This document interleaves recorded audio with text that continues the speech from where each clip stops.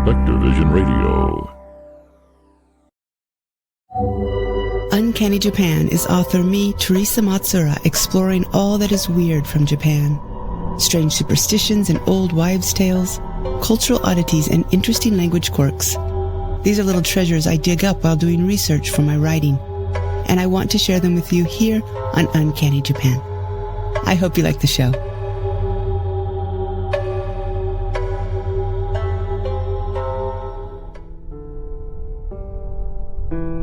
Hey everyone, this is Terry, and you're listening to Uncanny Japan. It's February, very gusty outside, but warmish for this time of the year. The plum blossoms are starting to bloom, and the cherry blossoms are getting ready. And it's roundabouts my birthday. I have no plans, except to get 2 episodes of the show out this month. My job ended a month earlier than anticipated, or shall I say I had to end my job earlier than anticipated, so quick before the bills start rolling in, some new shows and lots of Patreon content. Last time I talked about happy food, basically, so today I want to delve into something a little more on brand for me. First, I have a question. Have you ever gone to bed and been in that surreal space between awake and asleep? Not that place where you take a dreamy step and it feels like you've tumbled off a cliff and you bolt awake, heart pounding in your chest. But a place where, without even realizing it, there's this subtle charge in the air, like a buzz almost. You're wide awake again, or at least you think you are. You can hear, you're aware of the room around you, your bed against your back. But when you go to move, you're frozen. You try to call out, but you can't speak either.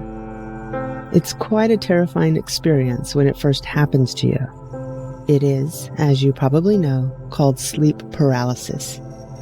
I go through bouts of this every couple of years, ever since I was really little, and I kept catching pneumonia. That messed up my breathing and I guess my sleep.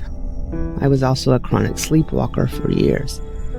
For me, it's like sleep paralysis happens almost nightly for weeks, and then some other very weird, scary, or wonderful things start to happen. I've had times when I've heard voices talking to me, murmuring, whispering, shouting. I've heard singing and even strange and beautiful music being played as well. OBE, or out-of-body experiences, were also frequent at certain times in my life.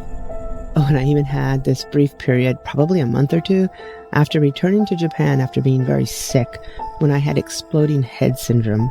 That was freaky and terrifying until I looked it up and it eventually decided to go away. I'm really glad that one hasn't returned. But almost always, just as quickly as these things start, they just stop for months or even years.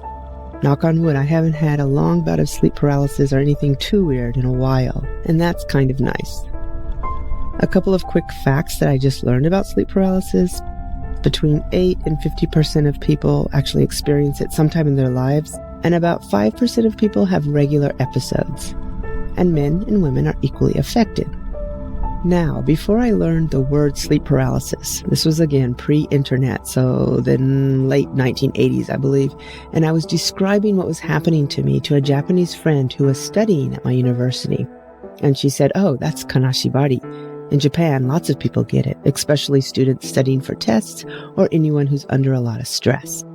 So I literally thought that this phenomena happened to only me and a whole lot of Japanese students in Japan. The kanji for Kanashibari is pretty cool. Kana means metal, and bari means to be tied up or bound. So bound by metal. The word is originally a Buddhist term, though. But in order to get into that, let me take a side road and tell you about Fudo-myo. In Sanskrit, he's called Achala, and is one of the Buddhist guardian deities, protecting both Buddhism and its followers. You'll find images and statues of Fudo-myo in temples and museums all over. Not just Japan, but in China, Tibet, Taiwan, Nepal. Fudo-myo is very important in Vajrayana or esoteric Buddhism. So in Japan, you'll see his image in Shingon and Tendai temples, of course, but also you'll find Zen and Nichiren followers paying respects to him as well. I know I'm going down a rabbit hole, but I think it's important that you're able to recognize Fudo-myo because he is so awesome and fierce looking. Even if you have never had or will never have the experience of Kanashibari, you might very well come across the likeness of Fudo-myo, and you can impress your family and your friends, perhaps, by recognizing him. Okay, imagine a male deity sitting cross-legged on a rock, engulfed in flames. The flames symbolize consuming all the evil in the world. Now his skin is dark indigo or black. He's scowling, brow furrowed, one fang pointing up, one fang pointing down. He's also got a squinty left eye and a long braid hanging over one shoulder. He's holding a sword in his right hand that symbolizes cutting through ignorance and delusion, while a rope or a lasso is in his left. It is with this that he ropes in violent passions and evil. Fudo-myo is hardcore. He's also known as the immovable one, and back in the day he was beloved by samurai as a guardian figure. And even today, it seems like some people who are members of the Yakuza have adopted his image via tattoos as a kind of representation of strength of body and mind. His depiction works best as a full back or chest tattoo. Seriously, if you search for Fudo-myo and tattoo, you'll see some really beautiful, amazing pieces out there. Okay, no, I haven't forgotten where we started. Sleep paralysis, Kanashibari. Remember the rope that Fudo-myo is holding in his left hand? It's called a kensaku. On one end, it has a round metal piece, and on the other, a small pointed metal piece. If you're looking at a colored image of him, it will be a braided rope of 5 colors.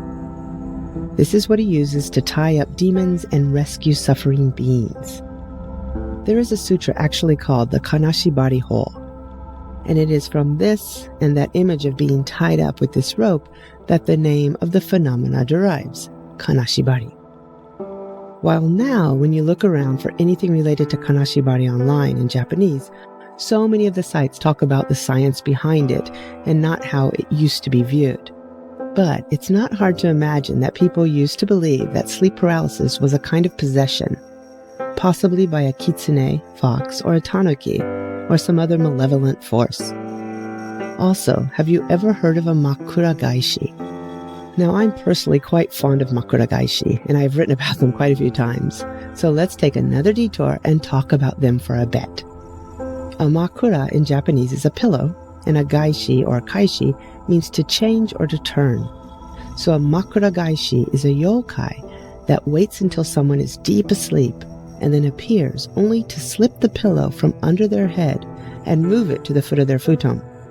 These guys are very thin and ugly. They have long stringy hair. Well, overall, they're very freaky looking. Some stories say that they are spirits of dead people who have died in that room.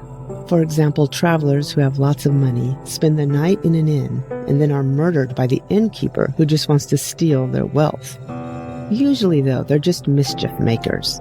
Kizen Sasaki, the folklorist, writes that not only do they mess with your pillows, they can also lift up tatami mats and press on your sleeping body. In Gunma Prefecture, the belief is that a cat transforms into a kasha, which is a kind of monster, and its job is to make someone who is sleeping with their head facing an easterly direction to turn and face the opposite, face west. There is also another creepy belief that when you dream, your soul leaves your body. And if, while you're dreaming and your soul is absent, someone or something moves your pillow, then your soul will not be able to return. So be careful. Also, those makura gaishi are thought to cause kanashibari.